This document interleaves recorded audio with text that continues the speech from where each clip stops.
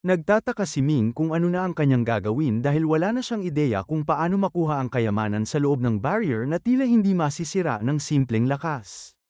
Humingi si Ming ng tulong kay Brother Meng ngunit buong katapatan na ipinaliwanag nito na wala siyang ganitong uri ng kapangyarihan kaya hindi rin ito makakatulong sa pagbabasag ng formation. Dahil sa paulit-ulit na pakiusap ni Ming ay sinubukan na lamang ito ni Brother Meng at iniunat ang kanyang kamay ngunit magkapareho lamang ang nangyari sa kanya tulad ng kay Ming at pinigilan din ang kanyang kamay ng walang awa. Bahagya na inis si Ming sa nangyari at napatingin kay Xiu na tila naghahanap ng ibang paraan upang malutas ang sitwasyon na tila walang katapusan. Iminungkahi ng ating bida na baka sakaling gumana kung si Xiu ang susubok ngunit tumanggi ang dalaga dahil naniniwala itong mas mapanganib para sa kanya dahil wala siyang Buddhist power na kayang harapin ang ganitong uri ng formation. Naging malinaw na mahirap basagin ang formation gamit lamang ang kanilang kasalukuyang kakayahan kaya napaisip sila ng ibang solusyon na mas angkop sa sitwasyon. Nagbigay ng mungkahi si Brother Meng na subukang gumamit ng anumang bagay na may kaugnayan sa Buddhism o Taoism upang makatulong sa pagbukas nito. Naalala ni Ming ang isang Buddhist item na demonic flag na dati niyang pag-aari ngunit wala na ito sa kanya dahil kinuha na ito ng Golden Army Commander noong nakaraang labanan. Sa sandaling ito naisip ng ating bida ang kanyang Buddha Bone Relic, isang natatanging bagay na maaaring may kakayahang makipag-ugnayan sa formation. Agad niyang inilabas ang Buddha Bone Relic at dahan-daang maingat na idinikit ito sa formation upang subukan ang posibilidad. Sa sandaling magdikit ang dalawa ay isang napakalakas na enerhiya ang sumabog at nagsimulang mabasag ang formation ng dahan-dahan. Ang relic ay unti-unting nag-merge sa daliri ni Ming habang ang liwanag ng Buddhism mula sa formation ay sinipsip nito at naging bahagi ng kanyang sariling buto.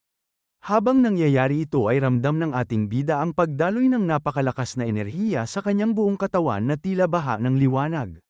Nililinis nito ang bawat bahagi ng kanyang laman at maging ang kanyang kaluluwa, dahilan upang mabilis na tumaas ang kanyang lakas at karunungan ng walang pagtigil. Sa gitna ng proseso ang maliit na kaluluwa ng dragon sa loob ng formation ay nagtangkang makatakas patungo sa kalayaan. Agad itong napansin ni Ming kaya ginamit niya ang kanyang kapangyarihan upang hilahin ang kaluluwa papasok sa kanyang dimensional space ng walang pag-aalinlangan. Matapos mahuli ni Ming ang maliit na dragon ay agad niya itong ikinulong sa kanyang dimensional space ng walang pagkakataong makatakas. Sa loob nito ay sinalubong ang dragon ng invisible sword at walang pag-aatubiling pinahirapan hanggang sa tuluyang mawalan ng lakas at kapangyarihan. Matapos itong mapasunod ay itinali ang dragon at iniharap kay Ming habang ipinaalam na nahuli na ang dragon soul at maaari na itong i-absorb ng maayos. Kasabay nito ay patuloy na ina-absorb ng ating bida ang Buddha's light sa kanyang katawan na nagpapalago ng kanyang kapangyarihan. Habang nangyayari ito ay naramdaman ni Ming ang patuloy na paglakas ng kanyang enerhiya at ang malalim na paglilinis ng kanyang buong pagkatao mula sa loob. Nang matapos ang proseso ay lumapit sina Brother Meng at Xiu at buong paghangang ipinahayag ang kanilang paghanga sa kanyang kahangahangang nagawa. Hindi nagtagal ay ginamit ni Ming ang Buddha's light sa kanyang sariling mga daliri at ipinasa ito sa kanyang dalawang kasama ng buong kabutihang loob. Dahil dito ay labis silang namangha at natuwa sa kakaibang kakayahan ng ating bida na hindi nila inaasahan. Nagtaka ang dalawa kung paano niya nagawang ibahagi ang ganitong uri ng espesyal na kapangyarihan sa iba.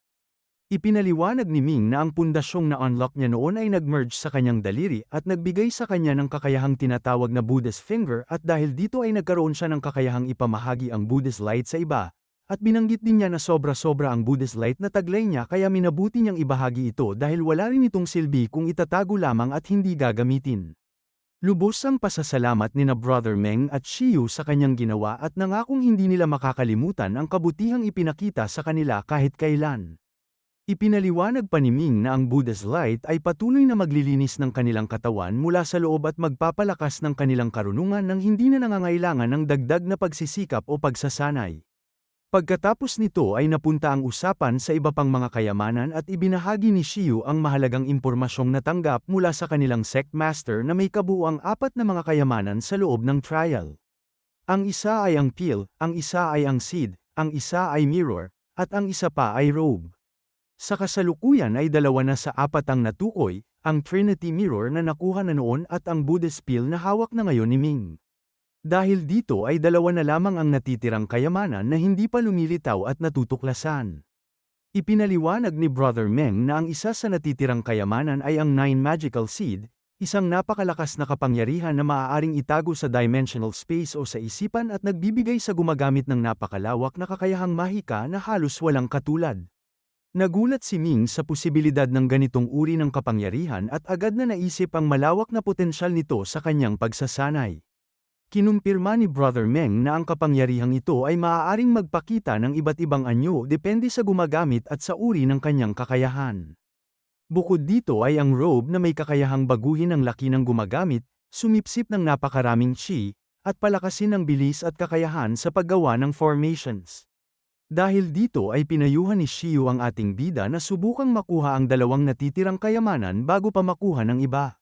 Napaisip si Ming sa dami ng buhay at resources na nasayang sa paghanap ng mga ito at kinilala ang tindi ng kompetisyon na kanyang haharapin sa mga darating na araw. Sa huli ay nagpasya si Ming na manatili muna sila at paghusayin ang kanilang Buddhist light sa loob ng ilang araw bago muling maglakbay upang hanapin ang natitirang mga kayamanan kapag mas malakas na sila at mas handa. Lumipat ang eksena sa loob ng dimensional space ni Ming kung saan naroon pa rin ang maliit na dragon na nakatali at walang magawa. Dumating ang ating bida at napansin na tila masaya ang invisible sword sa kanyang pagdating na tila matagal na itong naghihintay. Tinanong ni Ming ang nangyari at buong detalye na ipinaliwanag ng invisible sword na kinailangan itong pigilan ng dragon upang maiwasan ang pagkasira ng buong dimensional space. Pagkatapos nito ay hinarap ni Ming ang dragon at buong katapatan na iminungkahi na maaari silang maging magkasama dahil pareho silang may kaugnayan sa dragon bloodline. Ipinakita niya na maaari niyang i-refine ang enerhiya nito upang palakasin ang sarili ngunit pinili niyang huwag gawin ito at sa halip ay inalok ang dragon na manatili bilang kasama sa loob ng kanyang dimensional space ng may kalayaan. Ngunit nang alisin ang takip sa bibig ng dragon ay agad itong nagpakawala ng malakas na sigaw at walang pag-aatubiling sumugod sa pag-atake. Sa isang iglap ay nagbigay ang invisible sword ng malakas na suntok na nagpapigil sa dragon ng epektibo. Ipinakita ng dragon ang paghamak nito habang kinukwestiyon ang lakas ng ating bida at ang tapang nitong harapin ito ng walang sapat na kapangyarihan. Ipinahayag nito na hindi karapat-dapat si Ming at itinuring na mahina at mababa ang kanyang civilization na hindi dapat irespeto. Narinig ito ni Ming at agad niyang tinanong kung ito ba ang sariling paniniwala ng dragon o simpleng pagmamataas lamang na walang pundasyon. Ngunit ipinagpatuloy ng dragon ang pangmamaliit at iginiit na tanging mga mataas na civilization tulad ng sa Buddha lamang ang may kakayahang umabot sa ganitong antas ng kapangyarihan. Dahil dito ay tuluyang nagalit si Beiming at Invisible Sword sa mga mapang api na salitang binitiwan ng dragon. Sa kabila ng pagbibigay nila ng pagkakataon ay patuloy itong nagpakita ng walang hanggang paghamak kaya hindi na ito pinalampas ng dalawa. Agad hinawakan ni Ming ang dragon at iniangat ito habang buong kalinawan na ipinaliwanag na nakatakda na sana itong i-refine ngunit binigyan pa niya ito ng pagkakataong mabuhay ng malaya at may dignidad. Ngunit dahil sa naging asal at walang utang na loob na pag-uugali nito ay nagpasya si Ming na tuluyan na itong i-absorb upang mapalakas ang sarili at maiangat ang kanyang Dragon God Art sa susunod na antas. Sinimulan ni Ming ang proseso ng refinement at unti-unting naglaho ang anyo ng dragon habang sumisigaw ito sa sakit at pagkawala ng enerhiya. Kasabay nito ay ang kapangyarihan ng dragon ay tuluyang nasipsip ni Ming at ang kanyang Dragon God Art ay nag-level up ng malaki. Kinumpirma ni Ming na tuluyan niyang naabsorb ang enerhiya ng dragon at nag-level up ang kanyang Dragon God Art kaya lalo pang lumakas ang kanyang kapangyarihan. Napansin ni Beiming at Invisible Sword na hindi lamang pisikal na lakas ang nadagdag kundi pati ang kanyang soul power ay umangat din ng malaki. Dahil dito ay buong sigasig na hinikayat nila ang ating bida na ipagpatuloy ang cultivation upang ma-level up pa ang kanyang Master Soul ng walang pagkaantala. Sumang-ayon si Ming at agad sinimulan ang pag-condense ng kanyang Master Soul habang ibinabahagi rito ang nakuha niyang enerhiya mula sa dragon. Sa prosesong ito ay naging mas malinaw na ang kanyang pundasyon at tuluyang umangat ang kanyang Master Soul sa susunod na antas matapos maabsorb ang Dragon Soul ng buo. Matapos ang 3 araw ng tuloy-tuloy na cultivation ay tuluyan ang nag-breakthrough ang Master Soul ni Ming. Tumayo ang ating bida at buong kagalakang ipinahayag na matagumpay niyang natapos ang kanyang pagsasanay. Nakamit ang Master Soul Sublimation, at na-unlock ang kanyang Dragon God Art Martial Technique sa level 14, Kasabay nito ay nakakuha rin siya ng bagong supernatural ability na tinatawag na Mist Dragon na nagbibigay sa kanya ng kakayahang lumikha ng makapal na hamog na kayang hadlangan ng paningin at paghinga ng kalaban, na maaari niyang gamitin para sa pagtakas o palihim na paggalaw sa gitna ng labanan. Pagkatapos nito ay inilabas ni Ming ang humigit kumulang 10,000 level 12 talisman na kanyang nakuha sa panlilinlang sa mga cultivators at binigay ito sa Merit Monument. Binanggit ng ating bida na nabayaran na niya ang kanyang utang sa Merit Monument at nagpakita ng kasiyahan dahil tuluyan na niyang nabayaran ang lahat ng kanyang utang. Plano niyang gamitin ang natitirang talisman para sa paggawa ng formation sa hinaharap na labanan. Lumabas sina Ming, Brother Meng at Xiyu mula sa pagoda at agad silang hinarap ng ilang galit na tao na inaakusahan sila ng pagtataksil at buong galit na hinihingi ang pil. Ipinaliwanag ni Ming na ang pil ay protektado ng isang formation na tanging mga may Buddhist power lamang ang makakagamit kaya wala itong silbi sa kanila at nananatili pa rin ito sa loob ng pagoda. Iminungkahi ng ating bida na kung nais nila ito ay maaari nilang kunin mismo ngunit lalo lamang nagalit ang mga tao dahil sa paniniwala nilang naloko sila at nasayang ang kanilang pera at pagsisikap. Muli ay iginiit ng ating bida na nasa pagoda pa rin ang pil kaya wala siyang maibabalik sa kanila. Dahil dito ay nagpasya ang mga ito na subukan muli ang kanilang kapalaran at labanan nila si Ming ng buong desperasyon. Ngunit sa parehong sandali ay maraming liwanag ang lumitaw na nagbigay senyales na na-unlock na ang ikatlong kayamanan.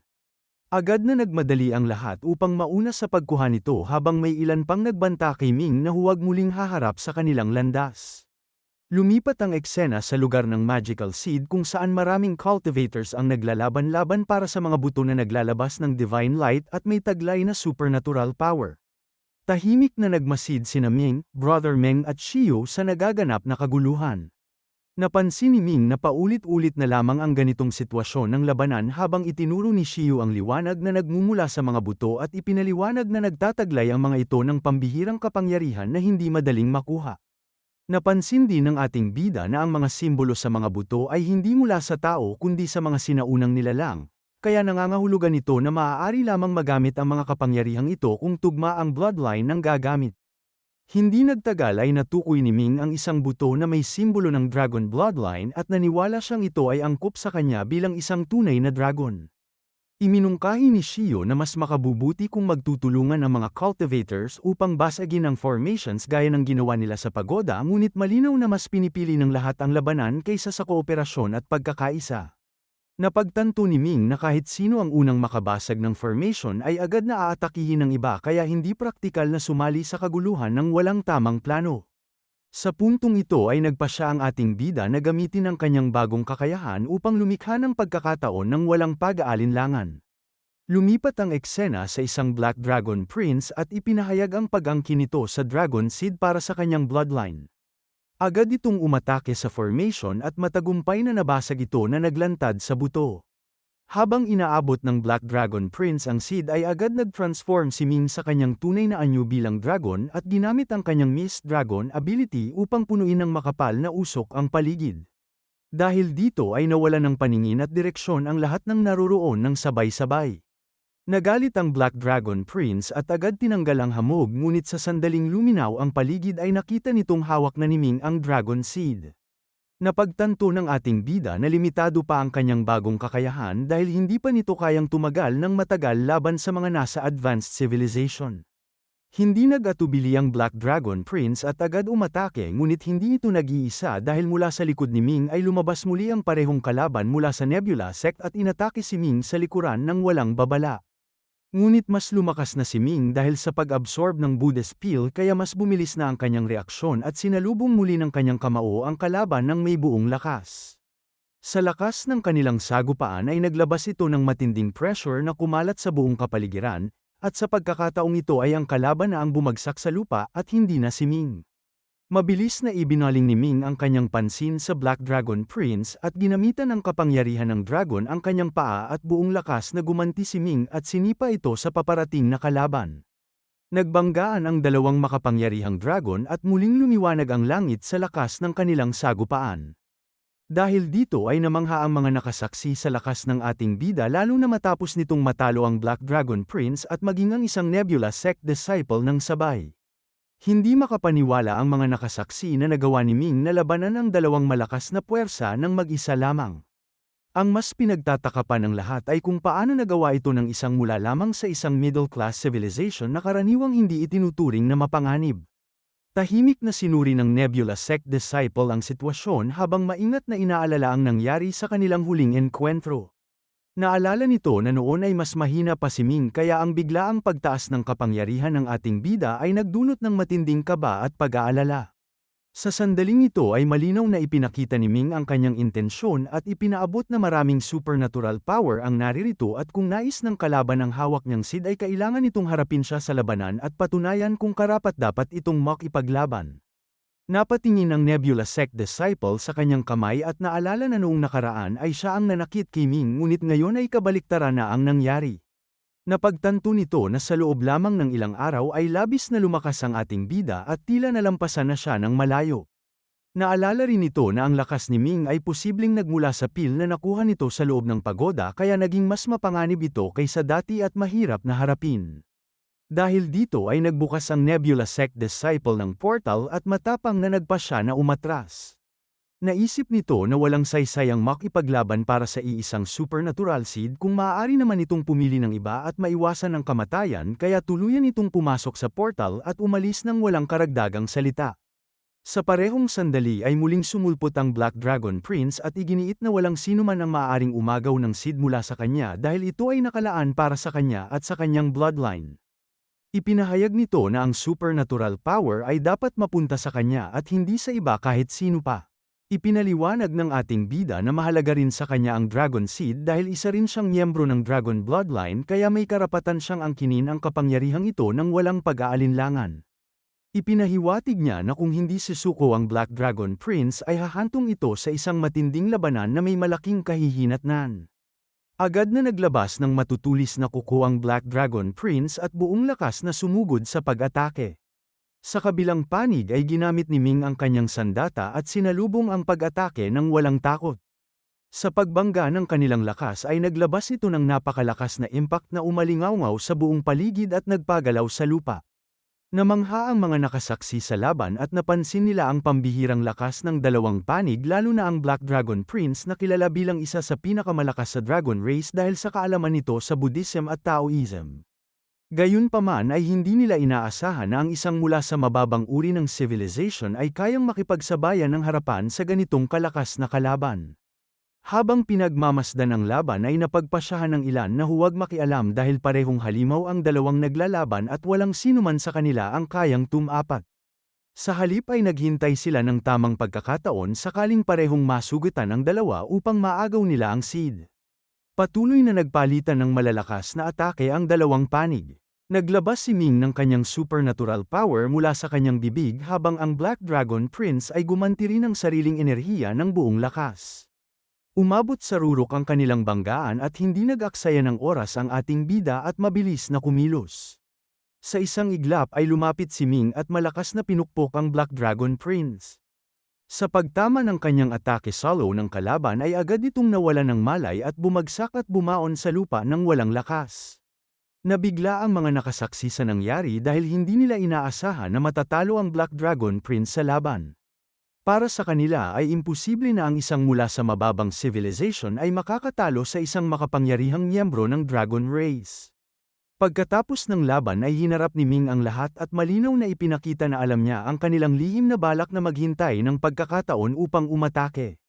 Ipinahiwatig ng ating bida na hindi niya sila bibigyan ng ganoong pagkakataon at handa siyang harapin ng sinumang may lakas ng loob na sumugod sa kanya. Dahil dito ay nanatiling tahimik ang lahat at walang nang ahas na kumilos o gumalaw. Isa-isa silang umatras at nagpasya na huwag na lamang makipaglaban kay Ming at humanap na lamang ng ibang supernatural seed sa ibang bahagi ng trial. Nang tuluyang umalis ang mga ito ay napagtanto ni Ming na natapos na ang laban at nakuha na niya ang kailangan. Matapos matiyak na nakuha na ng kanyang mga kasamahan ang kani-kanilang seed ay mabilis siyang umalis mula sa lugar. Matapos umalis mula roon ay nagpunta si Ming sa isang malayong lugar at naupo sa isang kuweba upang magkaroon ng ganap na katahimikan at kapayapaan. Hawak ng ating bida ang seed sa kanyang kamay at napansin niya na napakagaan nito na tila wala siyang hawak kahit anong bagay sa kanyang palad. Ipinaalala ng Invisible Sword na hindi mahalaga ang pakiramdam nito at mas mainam na agad itong i-refine upang makuha ang bagong supernatural power sa lalong madaling panahon. Sumang-ayon si Ming at agad sinimulan ang proseso ng refinement ng walang pag-aalinlangan. Mahigpit niyang hinawakan ang seed at itinuon ang kanyang enerhiya habang unti-unti itong inaabsorb sa kanyang katawan. Hindi nagtagal ay pumasok ang seed sa kanyang noo at tuluyang naging bahagi ng kanyang kamalayan at kaalaman. Sa sandaling ito ay nakakuha ang ating bida ng panibagong supernatural power na puno ng potensyal. Napansin ni Ming na mabilis at maayos ang naging proseso ng refinement at agad niyang naunawaan kung paano gamitin ang bagong kakayahan ng walang kahirap-hirap. Ang kapangyarihang ito ay binubuo ng sunod-sunod na mga atake kung saan ang unang atake ay mas mahina, ang pangalawa ay mas malakas, at ang kasunod ay mas tumitindi pa ang lakas lalo na kapag tuloy-tuloy na ginagamit ng walang tigil. Dahil dito ay nasiyahan ng ating bida at napagtanto na hindi na niya kailangan ng mahabang pagsasanay upang magamit ang kapangyarihang ito dahil agad niya itong naintindihan matapos i-refine.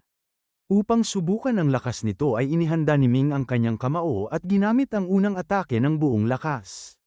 Sa sandaling tumama ang kanyang suntok sa lupa ay agad na sumabog ang napakalakas na puwersa na tuluyang nagwasak sa buong bundok at nag-iwan ng napakalalim na hukay sa lupa. Nabigla ang ating bida sa lakas ng unang atake pa lamang at napagtanto na kung magagamit niya ang sunod-sunod na mga atake ng tuloy-tuloy ay lalo pa itong magiging mapanganib at walang kalaban ang makakatagal. Habang nakatayo si Ming sa lugar na ito ay napansin niya ang isang dalaga na mabilis na lumilipad habang suot ang isang kakaibang robe na tila puno ng kapangyarihan. Maraming cultivators ang humahabol sa kanya at malinaw na nais agawin ang suot nitong kayamanan ng walang konsiderasyon. Agad na naisip ng ating bida na ang robe na suot ng dalaga ay isang mahalagang kayamanan at posibleng isa sa mga natitirang treasure sa loob ng trial. Dahil dito ay nagpasya siyang obserbahan ang sitwasyon at hintayin ang tamang pagkakataon bago kumilos. Habang patuloy ang paghabol ay sumisigaw ang mga humahabol at pinipilit na ibigay ng dalaga ang robe ng walang awa. Patuloy nila itong hinahamak at ginagamit ang kanyang pinagmulan bilang dahilan upang agawin ang kayamanan. Ngunit hindi nagpatinag ang dalaga at ipinahayag na may 10 kaparehong robe sa lugar at isa lamang ang kanyang kinuha kaya wala silang dahilan upang siya lamang ang habulin at apihin. Idinagdag din niya na ang mga humahabol ay walang lakas ng loob na harapin ang mas malalakas na kalaban kaya siya ang pinili nilang habulin dahil sa duwag na pag-iisip.